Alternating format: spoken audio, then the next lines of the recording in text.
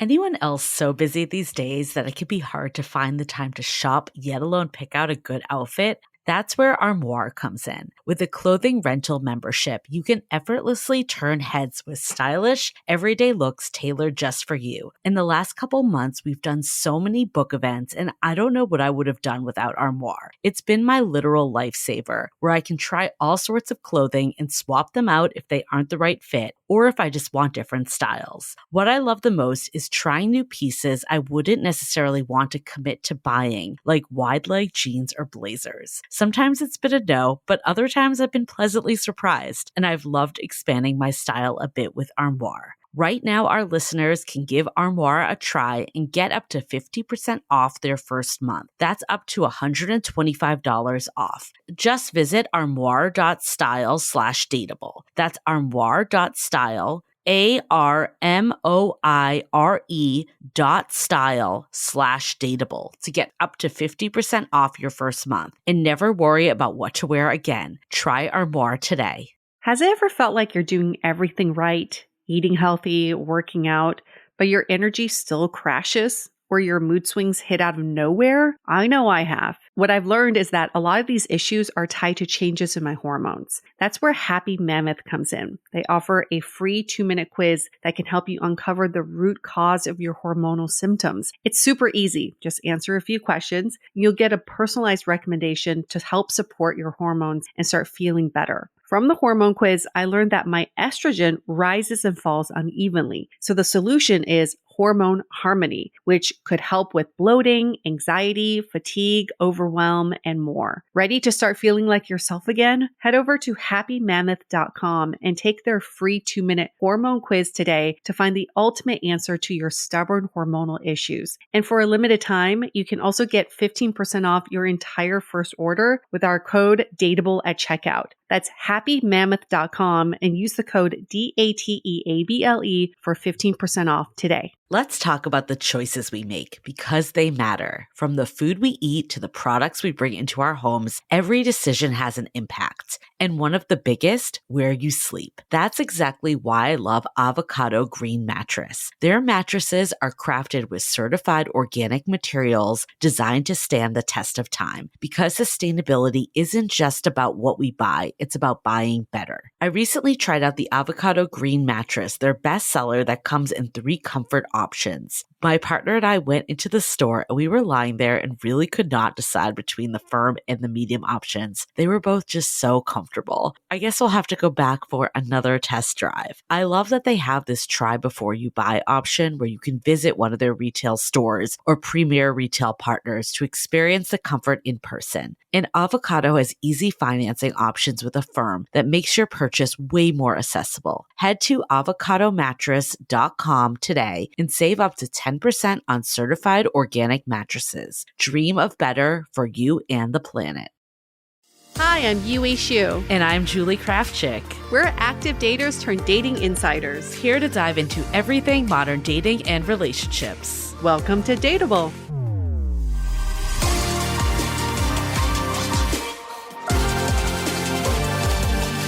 Hello, everyone. Welcome to another episode of Brunch Talk. I feel like it's been a minute since I decided to dive into some questions today. And if you're listening to this, remember, we do this live on YouTube. So if you just happen to be on YouTube and you want to see our faces, that's where you go. And ask a question real time. I think those are some of my favorites is when we get the real time questions. We did bring some topics though too that we both wanted to share because I feel like there is some interesting stuff that's been happening. Oh yeah? Do you want to go first? I feel like I definitely made that seem way more interesting than it is. Oh, okay. I mean, it's not really related to me, but I think I found this interesting is a friend of mine who is married. No need for this. She messaged me this video of this new dating app for foodies. Okay. It's called Marble. Have you heard of this? No. So you basically make a reservation for 2 people at whatever restaurant you want to go to. It might just be in New York now. I'm not sure how widespread they are. And then you basically match off of that. It's to, I guess they'll set the date. But then you also can kind of judge based on your food style and where you actually want to go. So like if someone like chooses like Applebee's in Times Square, you're like, nope. I will always remember, sorry, side tangent. I will always remember right out of college, one of my best friends lived in New York. My mom and brother came in and we took her to Applebee's in Times Square. And I was just, she was such a good sport. At least it wasn't Bubba Gump. I don't know. Actually, maybe Applebee's is worse. I don't know. It's worse. Well, that's very sweet of you guys taking her out. So I guess I'm not completely understanding. You see other people's reservation choices? So you see their reservation. I had to watch the video to understand. I would love to talk to someone there. But you basically see the reservation for 2, and then you start to match. Like if you're like, oh, I'm down for that, you can like say, and then obviously the person that booked it has to like accept you too. I'm not sure what the mechanism is 100%. Oh. But it basically, you don't chat until like the date of where you're going and when you're going is kind of approved on both of your parts. So you're truly leading with your foodie side. I want to go to this restaurant and I've been meaning to check it out. And I'm going to go check it out with a stranger and see who's there. I mean, it's yes, but I'm sure like also when you get the match in, I'm sure you're like, is this someone I want to go on a date with there, right? Yeah. It's not like I just want to go to this place because I could go with my friends, but it kind of takes out the guesswork, I guess, of finding the date to begin with, and then clearly like matching also on food taste, which is something that no other dating app can account for at all outside of conversation. It is similar to 500 Brunches in some regard. You have a time and place. Yes. There's food involved. 500 Brunches, for anyone new, is actually the company that I started and how Yue and I met. And oh my God, I just am going back to, we did one of our book events recently at the Battery, and this whole group of people like were friends from 500 Brunches that came. And I just changed lives. I couldn't get over that. They were like, yeah, we met there and we're like really good friends now. And I'm like, wow. But that was you basically, you got this email and it was like, you've been invited to this group that's similar interests. Like it didn't really go into what they were. Sometimes we did, but most of the times they were general. And it was like, you were matched. Do you want to go to X restaurant on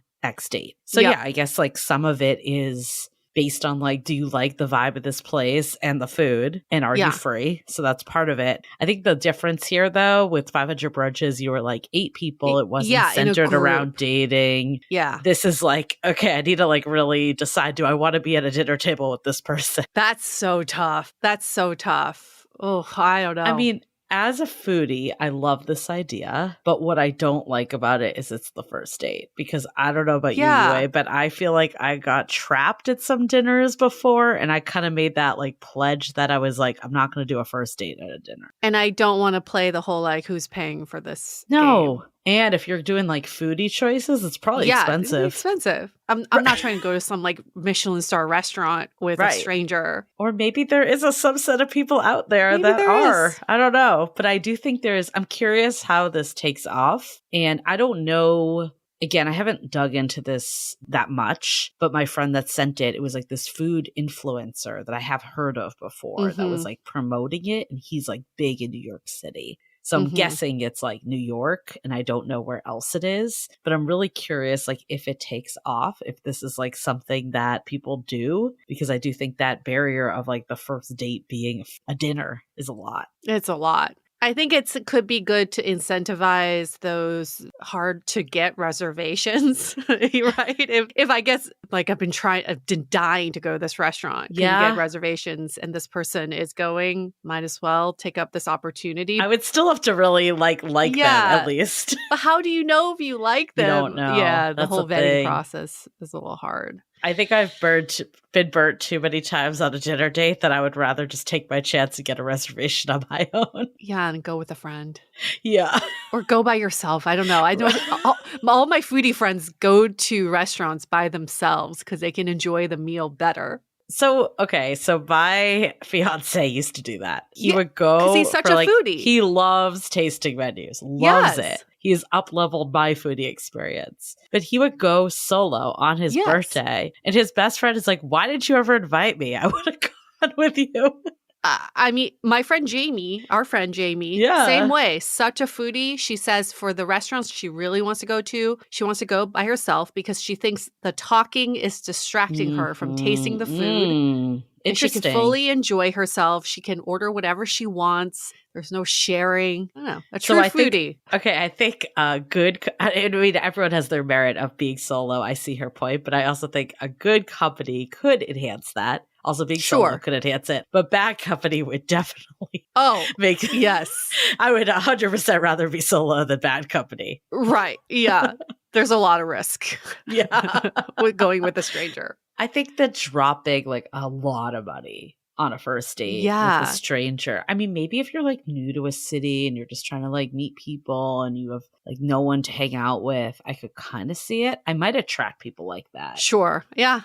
There are definitely going to be people who sign up for it. And I think you're going to definitely get people who had a terrible experience. Yeah. And then people who don't have a terrible experience. But it's hard for an app to keep people accountable unless they're taking some sort of deposit. Like you took a deposit from people. Still didn't help brunches. Though. I mean, yeah, like, people still flake. Yeah, which was crazy to me because we did an experiment of like a $5 deposit and then you just pay your share at the restaurant. Yeah. Or we did basically what the meal would cost plus that fee, all inclusive, thinking that less people would flake if they paid $40 rather than $5. Same amount. Didn't matter. Still do. Crazy. It's like if you're not going to go, you don't care.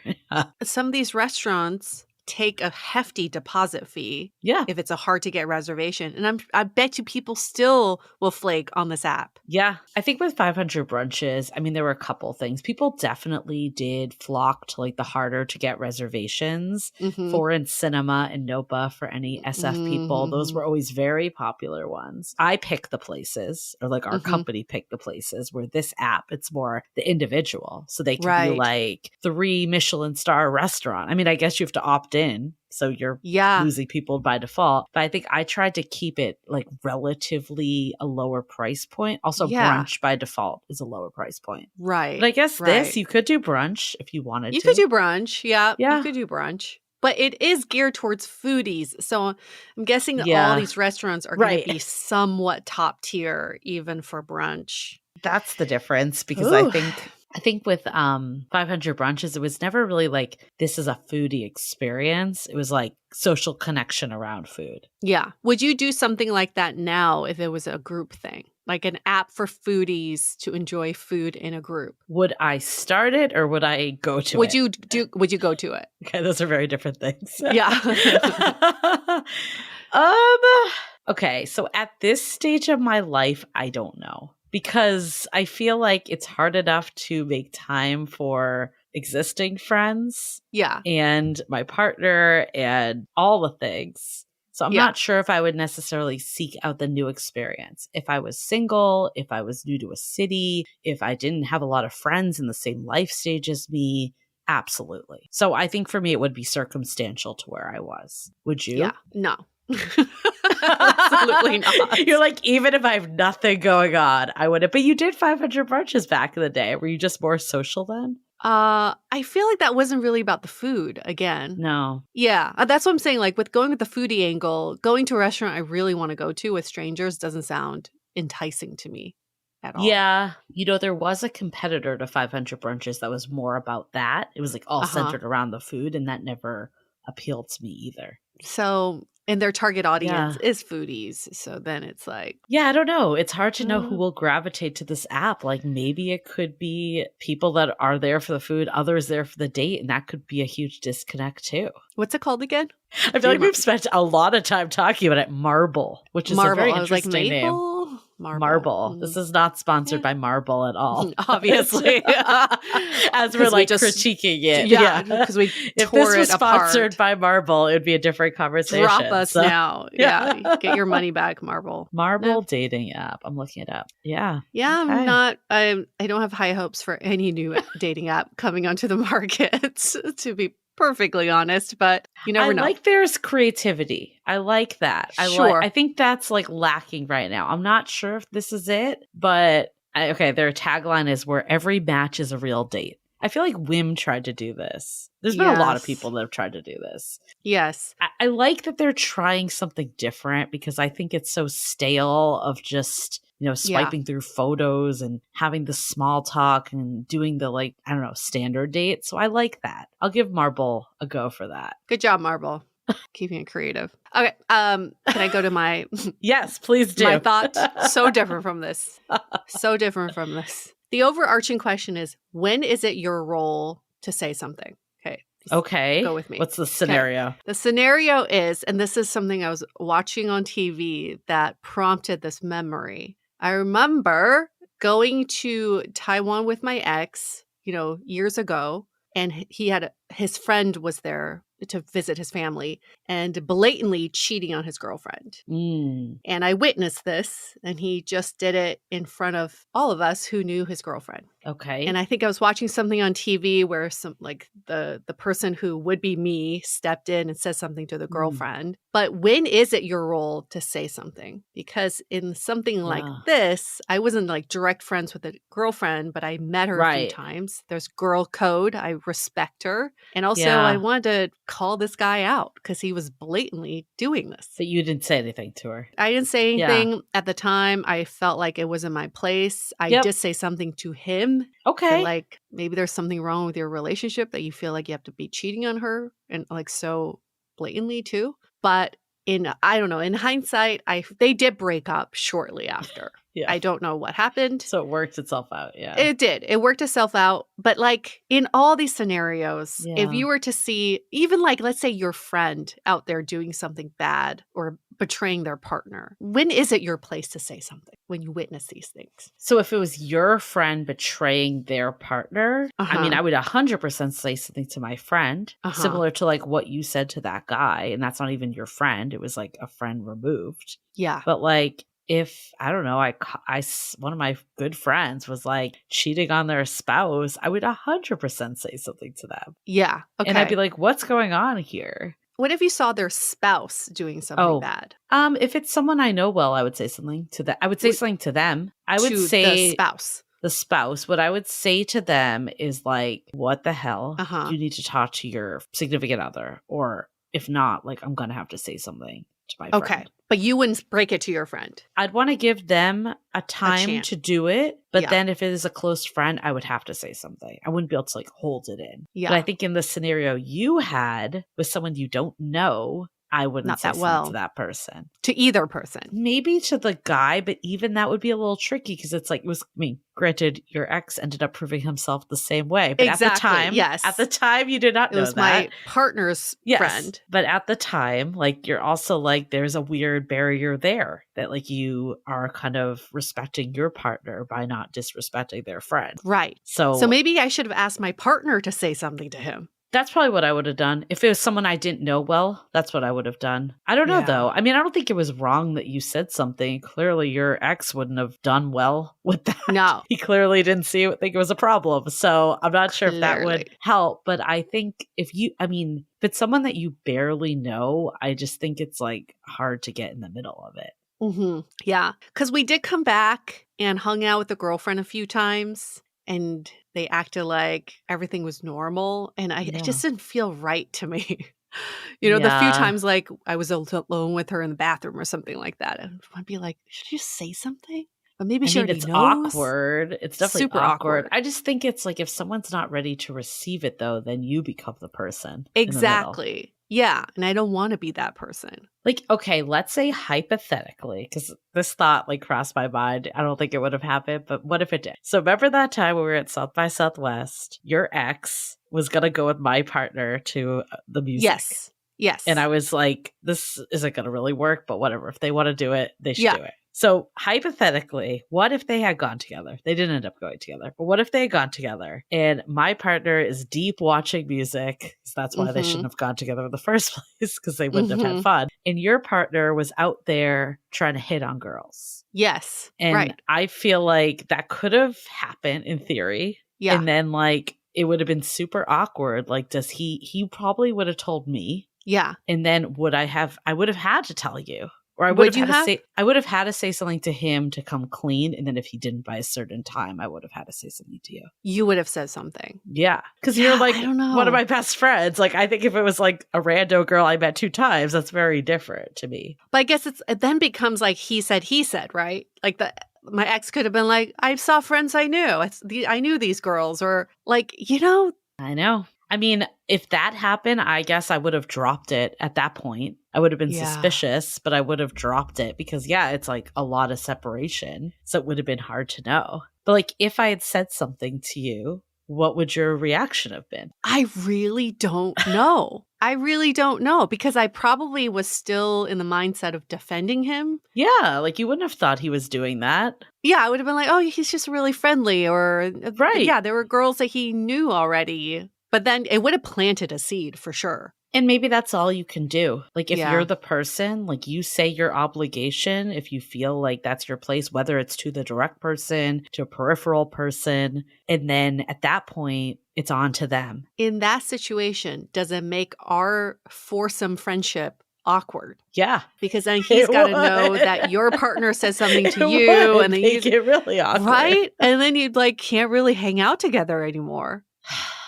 It just makes it so, like, what if I stayed with him for another 10 years? It would just been 10 years of awkwardness. Yeah, I mean, that's definitely a consideration. Maybe what I would have done is, like, watched it more. Like, maybe that's what it would have been. Like, I'm not going to report it, but I'm going to watch it. And if this happens... So in college, a friend of mine, her boyfriend at the time, he, like, blatantly cheated on her. And I said something to him. I never said something to her. And then he like hated me after. Of course. Yeah. But did they break up? Like, not immediately. Like eventually. But I didn't ever, I gave him the opportunity to say something to her. I never said something to her. I think she knew though. I think it was like. Yeah.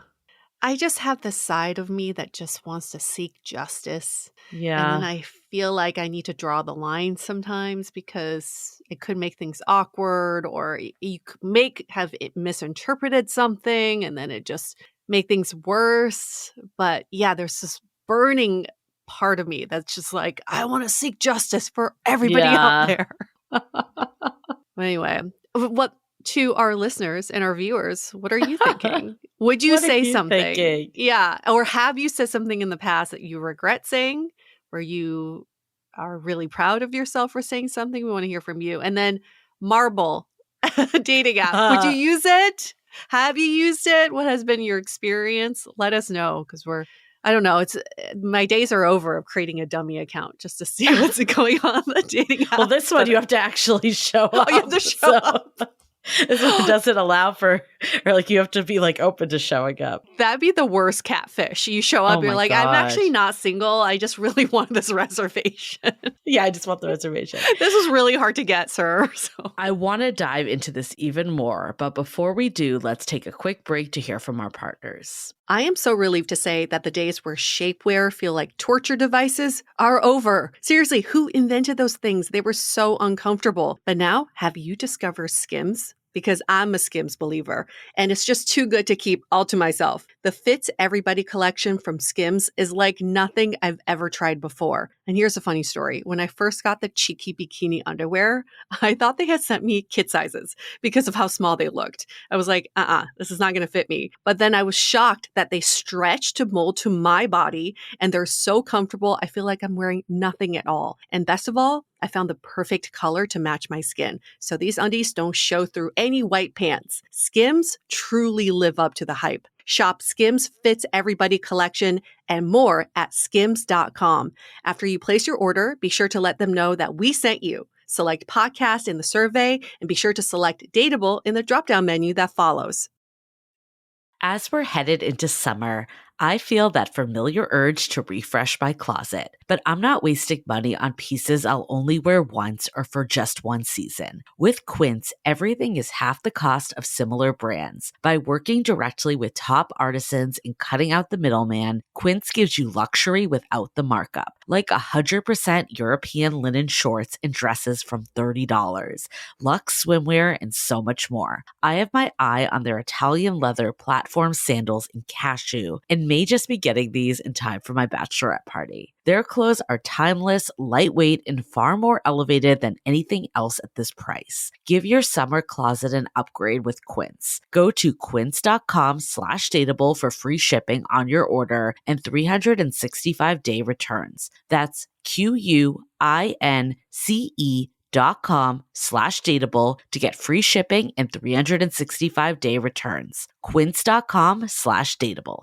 Does it feel like most healthy snacks just taste so bland? Well, I think I may have found the perfect healthy snack. Washington Red Raspberries. They're a clean, simple, and seriously delicious way to add more nutrients to your day. So get this, they're American grown, picked at peak ripeness, and frozen within hours to lock in nutrients like fiber, antioxidants, and vitamin C. And I love to toss them in a smoothie or a yogurt for breakfast or eat them as a healthy treat throughout the day. Grown with care by American farmers in Washington state, frozen Washington Red Raspberries are one of the best kept secrets in the freezer aisle. Make sure to always check the label for American grown frozen raspberries. Want to discover new ways to use American frozen red raspberries and get more details on where you can grab a bag of these delicious berries? Go to redraz.org. That's redrazz.org. You'll find recipes, healthy tips, retail locations, and everything you need to make frozen Washington Red Raspberries a regular part of your routine. Okay, so we have a question that came in that actually I think is actually kind of related in the sense of like, what do you tell your friend? What do you do? So this is around love bombing. So the question was, I just started seeing someone and they've been incredibly intense from the start. Daily good morning texts, constant compliments, and they're already talking about our future together after just 2 weeks. It feels amazing, but also a little overwhelming. How can I tell if this is genuine interest or if I'm being love bombed? I now understand love bombing as a way to not get deeper. I do remember getting love bombed at one point in my life, and in the moment it felt amazing, but then your gut is like, do you even know this person? Have you had deep conversations? Do you feel authentic and vulnerable around this person? And it was a no, no, no in hindsight. But in the moment, it felt so good. It felt so like, I felt so desirable. I felt so loved. And now it makes sense because it was his way of avoiding getting deeper. So this is kind of a weird thing that I did, but you know, I'm obsessed with the show Summer House. And this season, there was a love bomber on there. So any listeners that watch a show, if you don't, it doesn't matter. But the guy, his name is Jesse, and he came on hard to this new girl in the house, Lexi. It was very intense affection early on. So I consulted ChatGPT because I was like, good old ChatGPT. Because everyone's like, Jesse's a love bomber, blah, blah. And I'm like, the word gets tossed around a lot, right? So that's why I was like, let me use this example that I can think of, put it in ChatGPT and see what it says. Signs of love bombing and Jesse's behavior. Intense affection early on. So which sounds like what this listener is getting, right?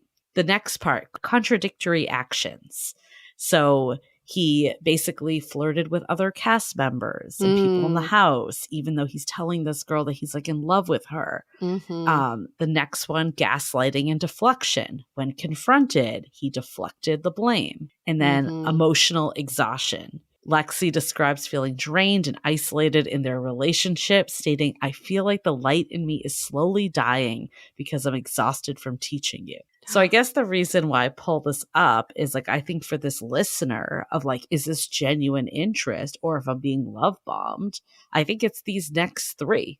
Like, are there contradictory actions? Do you feel like there's gaslighting and deflection? And are you feeling exhausted emotionally from this? If the answer is no, then it could just be genuine interest because people do move at different paces. But if you're feeling like the negative effects of the bombing of the love, then that is reason to pause and, like Lexi did in the show, say goodbye. But what was the final straw?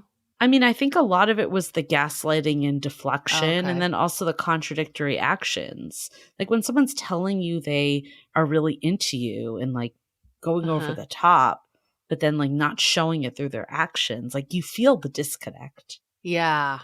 So I think that's a big piece of it. And then, like when you're getting blamed for everything and it feels like it's not never like their fault.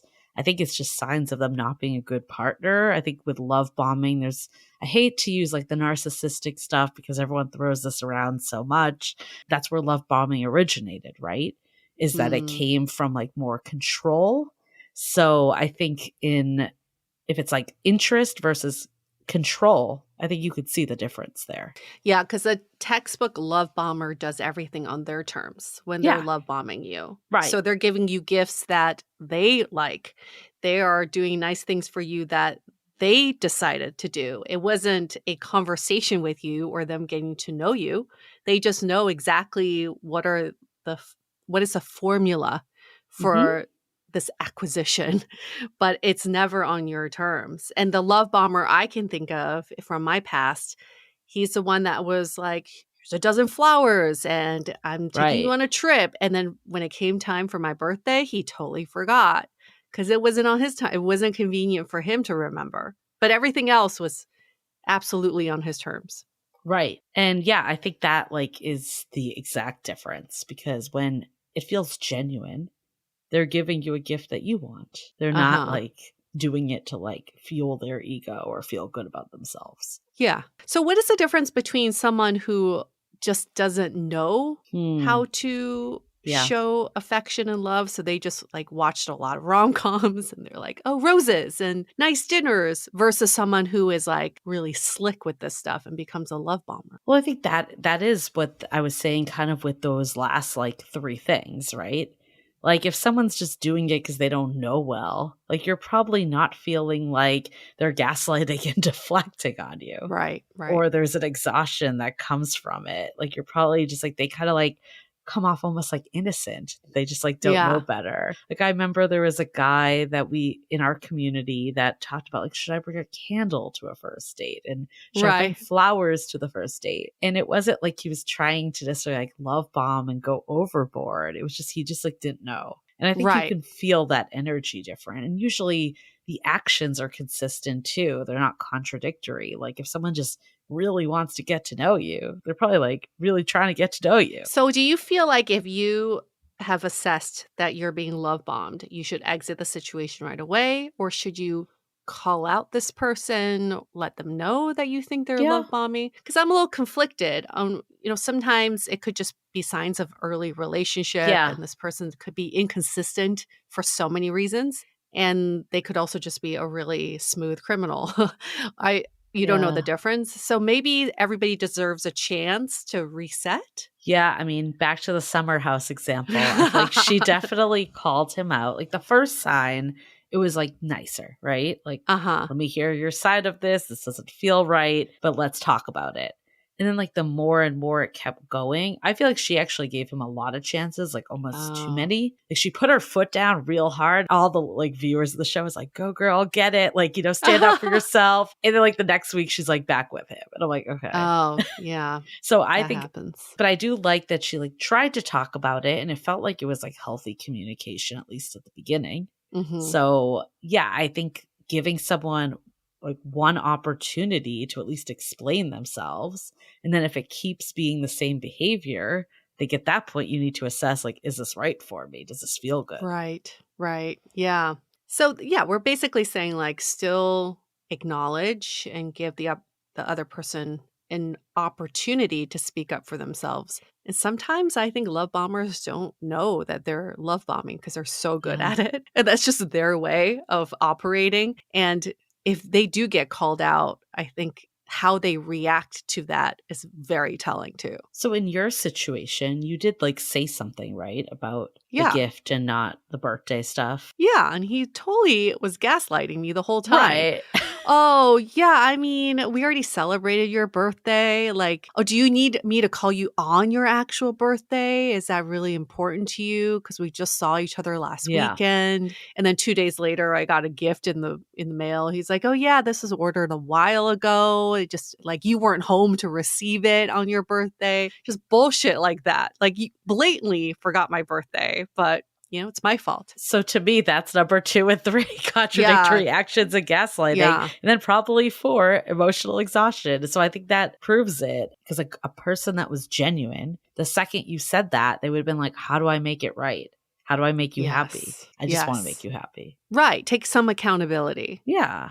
But no, not because it wasn't on his terms. And this is the exact same guy I've talked about before when we're kind of like doing long distance. You know the story, Julie. When I came to SF to visit him, he had an Excel spreadsheet of our weekend plans and asked me what I wanted to do, and then never incorporated any of the things I wanted to do. Everything was on his terms. But at the time, I kept thinking, wow, this guy's such a planner.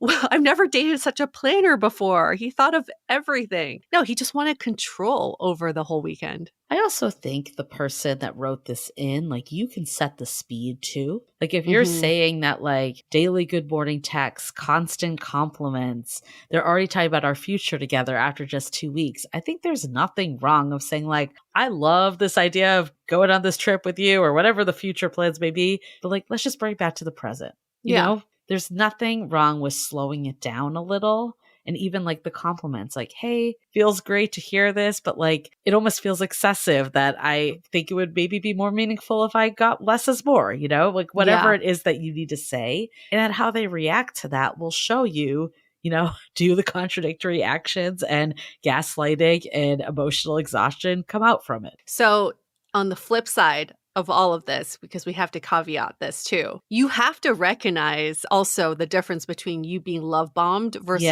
being with the person who's good for you. Well, that's true. Yes. I watched this comedian, and his whole shtick was about how you never miss your crazy ex-girlfriend until you're with a well-adjusted, nice girlfriend. And it is so spot on of the fact that if you've been in these toxic relationship behaviors in the past, when someone's good to you, it may be hard for you to accept it. It may feel really uncomfortable, but maybe this person's just genuinely really good to you. Like daily texts, good morning texts, telling you you're beautiful or telling you you're smart. Is that the worst thing? Is that the worst? Right. So sometimes we have to look inward too and ask, am I just not accepting this because this is not part of the behavior patterns that I'm used to? Yeah. Bring it back to Summer House one last time. But there's another couple on there, Paige and Craig. It was a crossover from another show. And she was like basically going on tour. She does a very successful podcast, Giggly Squad, for anyone that knows that one. And they were going on this tour, and they were already long distance, and they weren't going to see each other. And his whole thing was like, where do I fit into this whole thing? Like, how do we like make sure our relationship still like operates with the tour? And she made it be like, oh my God, he's asking so much from me. Like, he's not proud. Like, he's like jealous of my success. And obviously we don't know what goes behind closed doors. But to me, I was like, he's not asking that much to be like incorporated into your plans. And like, maybe this is actually just an emotional block that you have. Yes. That is so layered, but yes. Isn't it funny that you can see it so clearly as a viewer who doesn't know these people? Yes, there could be other nuances to this, but when you watch back, maybe this is a good test for everyone. Watch back your dynamic in this relationship as a viewer. Like, pretend you are watching a reality TV with you as a star. How would you interpret this situation as a viewer? Well, that's what I think, the putting it onto people we don't know. Because even like if a listener asks us for advice or something, I'll always be like, how do I say this in a way that like helps them and all this? It's like, these people, we know they're not listening, so we can say whatever we want about them. How do you know Paige is not listening? Hey, Paige, write us. Tell us your story. We will happily have you on our podcast. Congrats on the book. Congrats on the tour. We giggle too. We giggle with you. I think though, I wanted to tie it though to our earlier conversation of like, when do you tell a friend? So like, let's say you don't realize that you're being love bombed, but like, you're kind of like this reality TV example. Your friends can see that something is not right. Do you tell them? Because then I think that has opened conversations like, oh, they're just jealous of our relationship, all of that stuff. I wouldn't say anything. Nope. Nope. Unless they asked me, unless the friend was like, Yeah. do you think there's something weird going on here? Or are we moving too fast? I might give some sort of opinion. But if it's unsolicited, I've learned to just shut my mouth. Yeah. I mean, it's hard because people do move at different paces, and like Yeah. something for you might feel very fast.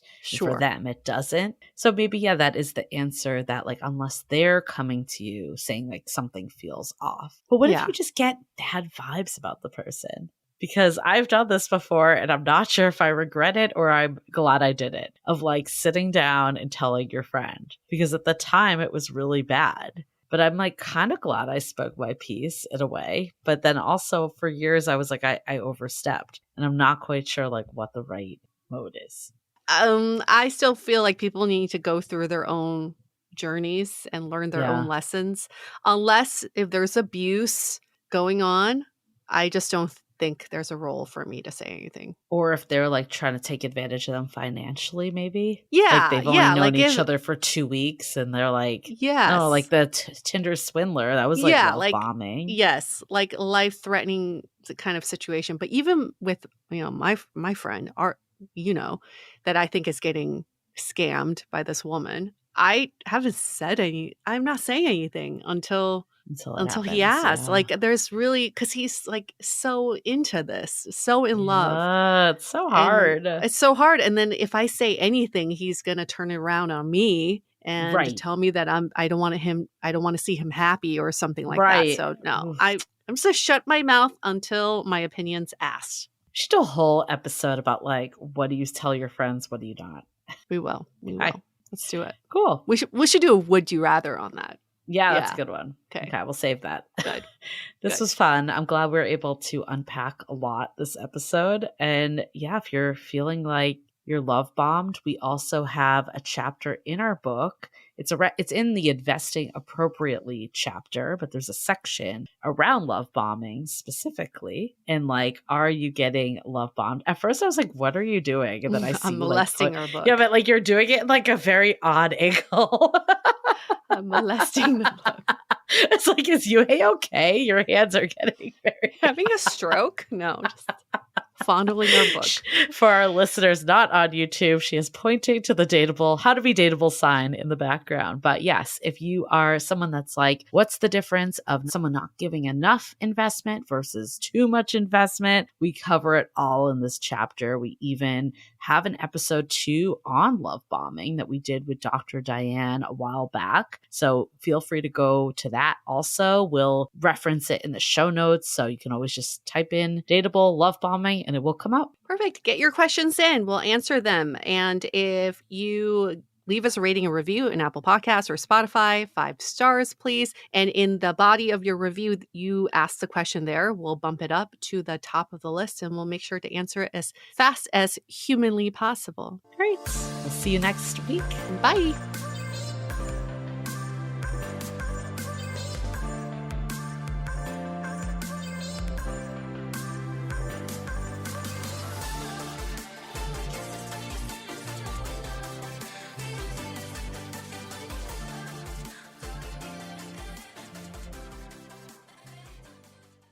When it comes to Father's Day, dads want steak. And the experts at Omaha Steaks are making it easy for you to deliver uncompromising quality with gifts that are sure to make his day. Plus, get an extra $35 off with code THANKSDAD when you shop at omahasteaks.com today. But don't wait. Father's Day is June 15th. Shop now at omahasteaks.com and get an extra $35 off with code THANKSDAD. Minimum purchase may apply. See site for details.